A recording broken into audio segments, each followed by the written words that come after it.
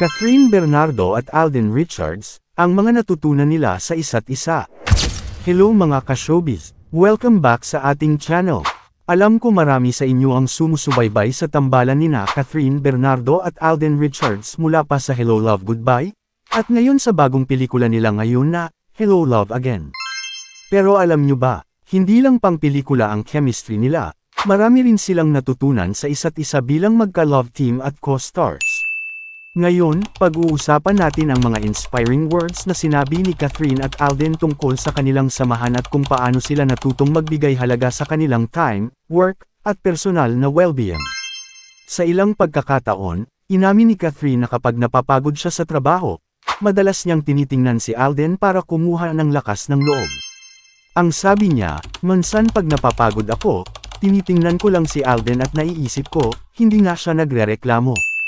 For Catherine, ang pagiging steady at kalmado ni Alden kahit sa mga stressful na moments ay nakatulong sa kanya para manatiling positive at motivated. Hindi lang siya natutong kumalma, natutunan din niyang mahalin ang proseso ng trabaho. Isa pang bagay na talagang hinangaan ni Catherine kay Alden ay ang pagiging open nito sa pagtatanong.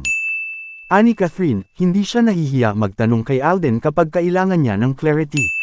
Dahil dito, natutunan niya na walang masama sa pagiging curious at laging may room to learn, kahit gaano ka pa katagal sa industriya.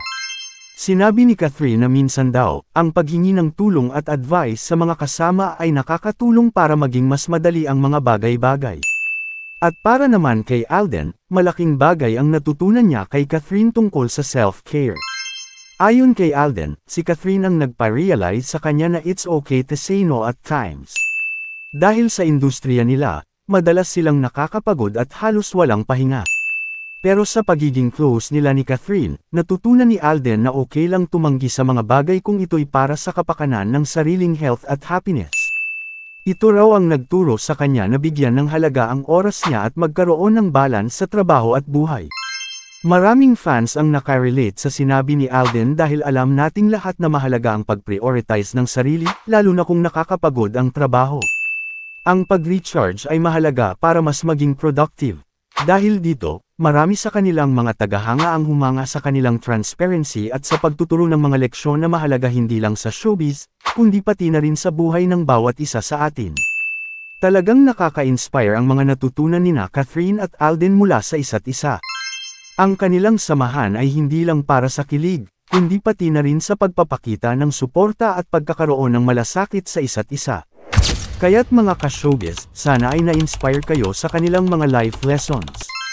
Huwag kalimutang i-like at i-share ang video na ito at mag-subscribe na rin para sa mga susunod pang showbiz balita at kwento. Salamat sa panunood, and see you on the next vlog.